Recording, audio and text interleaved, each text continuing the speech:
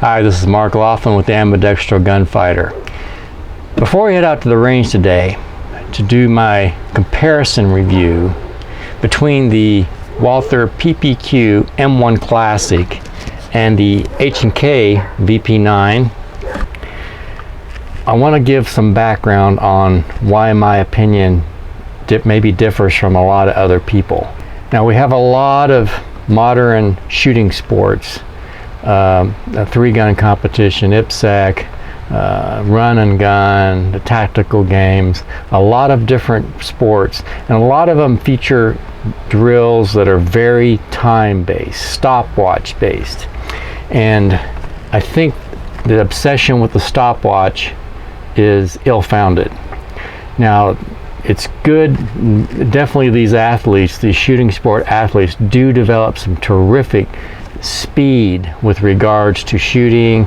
You know, their split times are amazing, and their ability to move through a course like a maze, like a rat in a maze, is just, you know, really spectacular. And their ability to hit targets, you know, running through that maze is, you know, really neat, impressive. But I don't think it necessarily translates to real-world gunfighting. You know, whether it's the stopwatch focus, the race guns, the 100% emphasis on the isosceles, basically based two-hand hold on the weapon, the 100% focus front sight flash picture focus is, you know, again, that's not the way things happen in the real world, in a real world gunfight. You know, in paintball, you know, that's where I came from. I tried to extract what is useful from the sport of paintball and apply it to real world gunfighting. And what I took from paintball was the crucial importance of being ambidextrous, being able to make ambidextrous use of cover when gunfighting. And I've taken that and applied that to the firearm side of gunfighting. Now, there are a lot of other elements of paintball that just are not going to be applicable. Now, Tim Larkin, the author of When Violence is the Answer, has also expressed a similar concern with regards to the typical martial arts sports. And he gives a great example of some, you know, world-class martial arts athletes that are down in Brazil, and they get into a street fight on the streets of Brazil, and they get clobbered. One of them is put into a coma, and they're basically damn near killed. And that's because there is a big difference between combat, you know, martial arts sport combat in this octagonal ring where you have a referee and there are rules, versus what happens out there, you know. And for taking it from the mixed martial arts out into the street fighting, where there are no limits, where you can pick up a 2x4 and bash someone over the head, where you have a partner that's going to flank and beat you over the head from behind. These are the things you have to think about in the real world fight. Now, of course, we have the same kind of problem with regards to, you know, firearms, as far as firearms for self-defense and firearms for gunfighting. We're out there on the flat, you know, one-way shooting range, and it's a big difference when your targets are shooting back. You just can't go blitzing through, running as fast as you can, and boom, boom, boom, shooting from target to target and getting those, you know, short split times and expect to win. That is not going to translate out into the real world gunfight. What is the real world gunfight? What is it like when you're actually in a real world gunfight? Now, I can't speak from personal experience in the firearm side, but I can express some experience from the paintball gunfighter side, as well as what I've read of some authors that I admire. One thing is that typically the two-handed hold is not going to be available to you. I mean, if you're out beyond 20 feet, then yeah, you can probably switch to that. But 85% of gunfights are within well less than 20 feet. In fact, most of them are less than 7 feet, and many are within arm's length.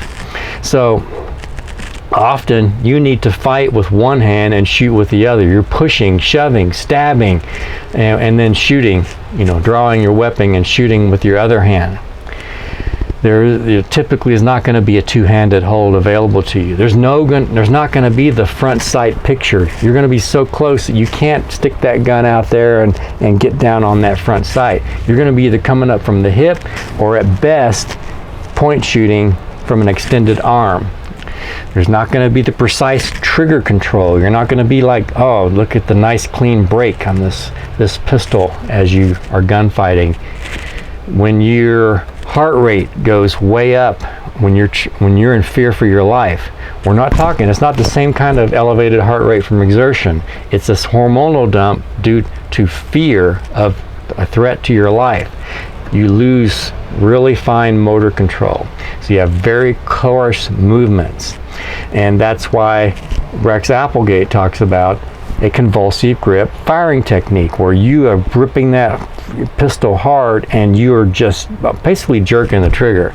But you've got a bit of, what you want to learn to do is jerk that trigger and maintain your point of aim. The other thing is the target is not going to remain static. It's just not going to sit there and let you shoot it. It's going to be moving and making breaks for cover.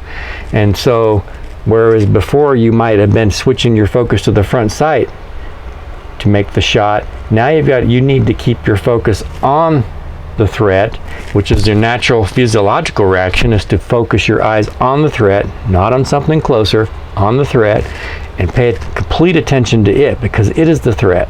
And then you're also keeping track of what its next move might be. Is it going to go for cover? Is your threat going to start trying to flank you? Are there other threats that are partnering with him? Does he have a squad with him? And then also, the real world gunfight is usually going to be in a low light situation. So you'll be lucky if you can see your sights at all. I mean, you could potentially have tritium sights or something that will light up a bit, but that'll go away once that first muzzle flash goes off. So speed is a great tactic, but it should not be an obsession for the gunfighter. Now, Rex Applegate and his video Shooting for Keeps, I will include a link down below. I think is a great video to watch. It's kind of dated by modern production standards, but I think the message is still solid. Now, what I think I bring to the Tim Larkin, Rex Applegate message of what the real world gunfight is like, is I bring my experience in paintball, where being ambidextrous and making ambidextrous use of cover is critical. If your target is shooting back, the first rule of gunfight is don't get shot. So making good use of cover is critical. You want to shoot right-handed out the right side of cover, left-handed at the left side of cover. And then as I talk about in my Caring for Self-Defense series, once you learn to become ambidextrous, then I recommend that your primary holstering and presentation of the weapon be left-handed.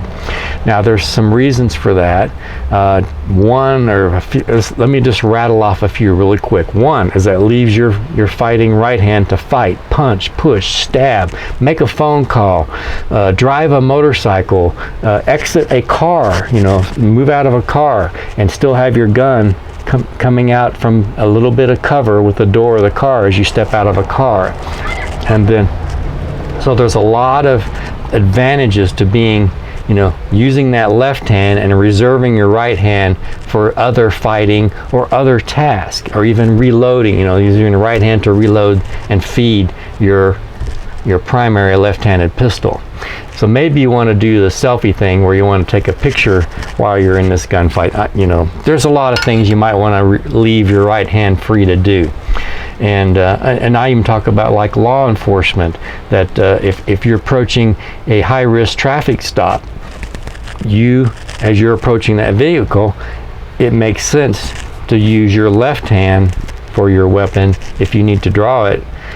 because it has the better angle on the driver as opposed to the right hand. It's a much shallower angle if you're using your right hand and using a right-handed deployed weapon. So left-handed, I think, is important for law enforcement as well. So I hope that gives you a little bit of an idea. Check out the Caring for Self-Defense video series that goes into a lot more detail than I do here as an introduction to why my opinion is different and why I think the PPQ and the VP9 are both exceptional pistols for the ambidextral gunfighter. Hi, this is Mark Laughlin with the Ambidextral Gunfighter, www.ambgun.com. Here to do a review today on, or a comparison of the HK VP9 versus the Walther PPQ M1 Classic. Two very similar handguns, which just right up front, I love them both. Excellent top-of-the-line weapons. Really like them. Now the reason, I mean, the use of cover is important, and reloading speed is important. But the reloading speed, while I talk about it in this video, chances are, if you're in a gunfight, that it's going to be over before you run out of ammo in your first magazine. Either you will have won the gunfight, or you're dead. So now let's look at these two pistols, the HK VP9 and the Walther PPQ M1 Classic. We're looking at them from the ambidextral gunfighter perspective.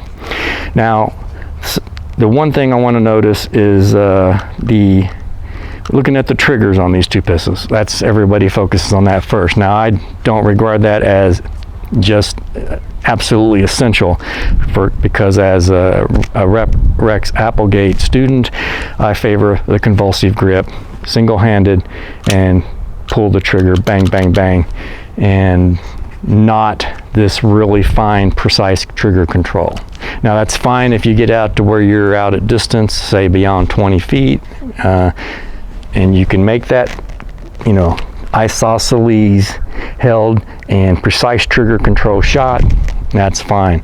But something like 80 to 85% of contact or gunfights are going to be well within 20 feet, and most are within 5 to 7 feet or even less actual fist fighting range.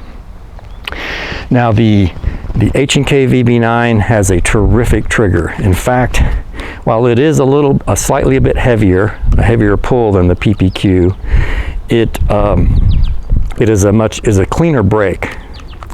Now the downside on the HK trigger is that on the reset, it tends to want to bounce your trigger back off of that fine reset point. So you're really not gaining a full advantage of riding the reset, and maybe this wears in after a certain amount of rounds. I've got about 500 rounds to this so far, and it still is bouncing my finger off that trigger a bit when I try to work the reset, which I don't do a lot, but anyway, I want people to know about it. Now the reason for the issue with the reset on the VP9 is that if you look in the grip, you can see that there's the rotating firing pin block that as you're releasing the trigger, it kind of pinches and squeezes and shoves the trigger bar back out, and that's what's actually kind of throwing that trigger forward a bit. So that's the downside with the HK VP9, is the reset is a little bit, maybe not as crisp as the PPQ. PPQ has a terrific reset that you can just work all day. It's just really awesome. Now the downside is that on the PPQ,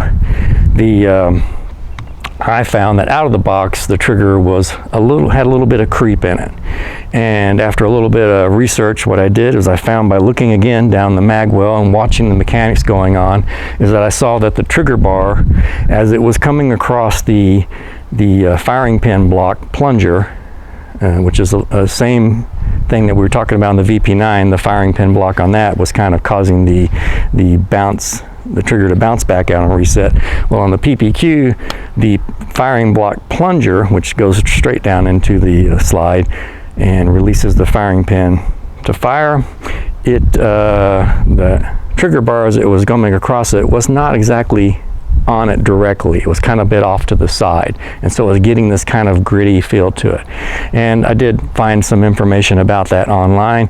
I've heard of some people maybe bending that a bit. At this point, I've not decided to go that route, but I did take a couple of pieces of business card, 2 business card thick, and shoved it down alongside of that trigger bar, and which kind of shoves it over a little bit from the frame and holds it right center on the firing pin block plunger. And so this is kind of a way of testing to verify that that's the issue. It does seem like it is running a little bit smoother, and I think it's going to get smoother as it wears in. An ultimate solution would be to maybe put a little nylon rub pad, say on the back side of that trigger bar on the PPQ, instead of paper business card, which could get wet or catch on fire or something. So the triggers, I mean, even though I like the trigger on the VP9 a little bit better than the PPQ, and I do like the reset quite a bit better on the PPQ over the VP9, kind of to me as a minor issue. I mean, both these guns are excellent, and I would say both are above and beyond your typical striker fired pistol. Now the slide release is what drew me initially to the Walther PPQ. It has excellent, perfectly mirrored slide releases, and they both work perfectly each side. Now the VP9 is not quite 100% perfectly mirrored. The right side slide release when you're shooting left-handed, this slide release, the shelf for your thumb is a little bit shorter than it is on the other side. So I can't get as good of a bite on it, and also it is a little bit stiffer sometimes. I can't even quite get it to release. Now I think that's probably going to wear in, and at some point maybe even the hole just slam the magazine in and it will chamber automatically, do the auto chamber. But at this point the PPQ definitely wins the battle when comparing slide releases. These slide releases are just freaking awesome. Now one thing was that there was a review done at defensereview.com comparing the PPQ and the VP9, and they talk about some stuff that I don't agree with as far as the slide releases. They talk about the VP9 being welded and that the PPQ is threaded. Well, it is not really threaded.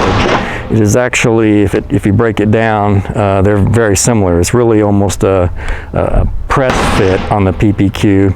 The VP9 actually slides through and mates with the slide release on the other side, and then is locked in place with a kind of a plastic tab that kind of secures it in place. Now there is a little bit of slack in the VP9, which is a little bit disappointing. I wish I may work on getting rid of that. I could probably make it so the two pieces fit together a little bit tighter, and in fact a little more similar to the Walther PPQ, where this press fit is pretty tight there, so there's not any slack to speak of on the PPQ. Now let's go to another thing that drew me to these two pistols was the paddle mag releases. Now the PPQ was the initial one I chose. It has the longer paddle mag releases, and the reason I like it, one, it's fully ambidextrous, but also I like that I've come up with, I don't know if I've come up with it, but I've discovered, at least for me, this pinch movement to operate the mag release, and so I really like that. A couple reasons. The main one being that you maintain a firm grip on the weapon.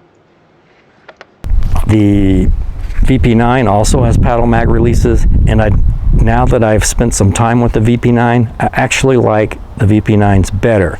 Now they are shorter, but I think what makes me like these better is I like the smaller grip, and I do have the smaller grip panels and the smaller back strap on both of my pistols, but the VP9 is a smaller overall grip, and I'm able to do that pinch movement much more readily with the VP9, and I really like that. Now if the PPQ had a smaller grip, it might be that that would mitigate and eliminate that complaint. I think I would probably like its paddle releases just as well. Nonetheless, I give the VP9 like 100, a score of 100 out of 100 on the paddle magazine release, and I give the PPQ say 95. Now, in comparison to your typical standard button mag release, the best button mag release, in my opinion, is maybe worth a 65. It is that big a difference, these paddle magazine releases. I highly recommend them. Now, this is one thing a difference between the two guns is the takedown method. Now, the PPQ uses the spring-loaded tabs on the side, very much just beneath the slide, very much like a Glock and a lot of the striker fire pistols. And it's not a big issue, but it does require you to fire it and then push slightly back just to release the pressure on it, and then push the tabs down and then push your slide forward. Now, it's not a big deal, and it can be done, but the VP9 is just super easy with its takedown lever. Basically, you lock the slide all the way back, work the lever down, the takedown lever down, and then release your slide, and quick, easy field strip. To put it back on, you just lock it back, switch your takedown lever back into place. So, very easy. Now, as for size and weight comparison, the PPQ is about an ounce and a half lighter, which I really like. I like lightweight weapons, makes them easier to carry, and it is overall maybe about 10 cc's smaller in total volume. So perhaps with the oval slide, which I've mentioned before, I like because that actually maybe conceals better, doesn't print as bad, and fits up against the body a little bit better. Now, the VP9, while it doesn't have an oval slide, it does have a more of a taper to it, as opposed to, say, a Glock. So it's not quite as blocky as a Glock. So it has some of the benefit of the PPQ's oval slide, but maybe not quite all of it. Now, one kind of a minor thing I like about the VP9 is these little divots in the bottom of the grip for digging out a mag. So if a mag gets stuck there, you're actually able to get a good hold of it, good grip of it, and maybe yank that thing out of there.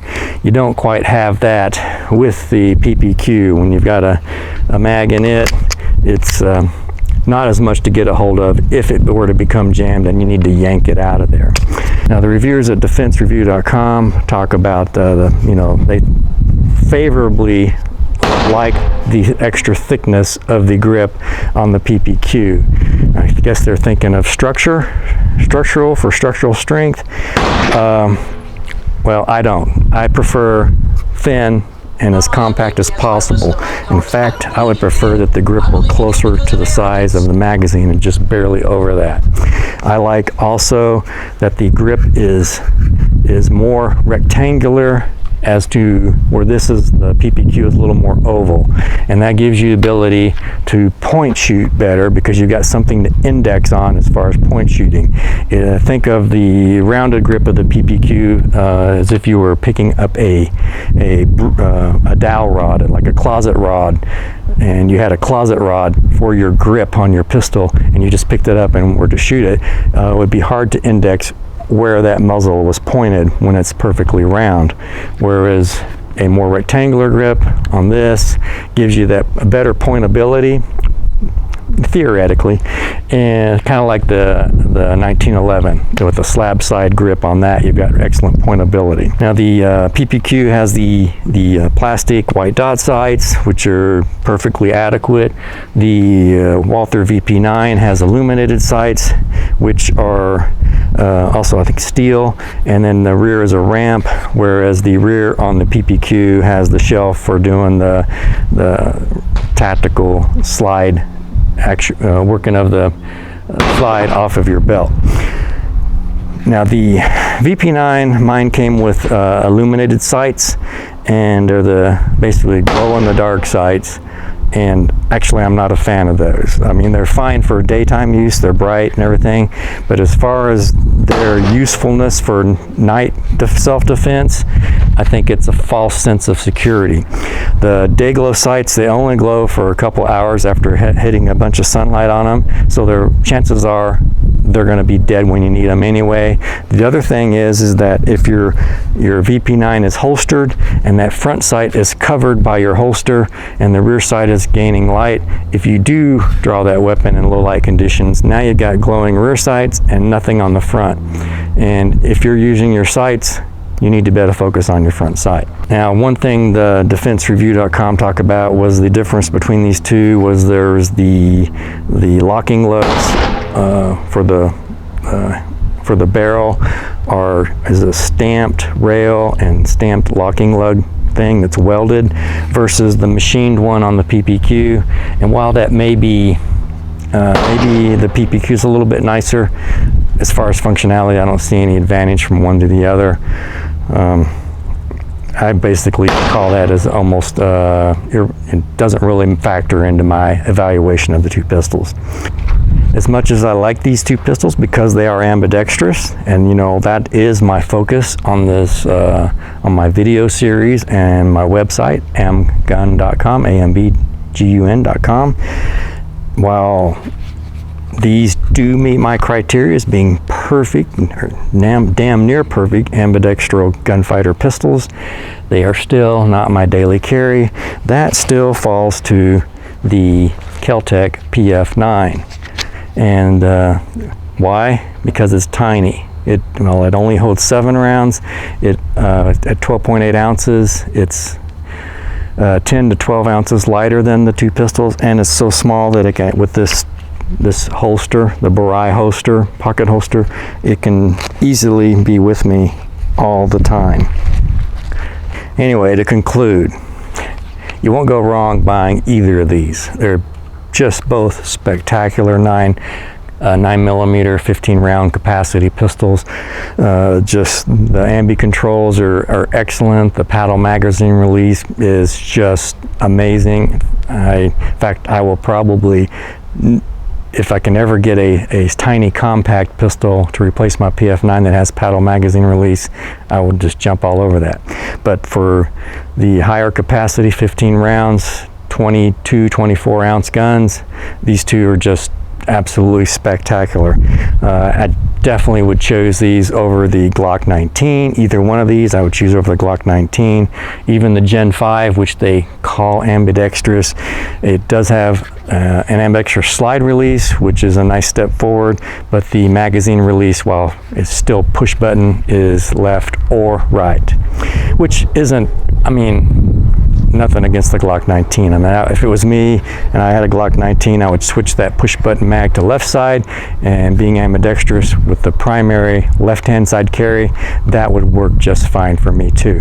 But really impressed with these two. The triggers are great, their shootability is terrific, just spectacular guns, great value, highly recommend them. It's Mark Laughlin with Ambidextral Gunfighter, www.ambgun.com. Thank you.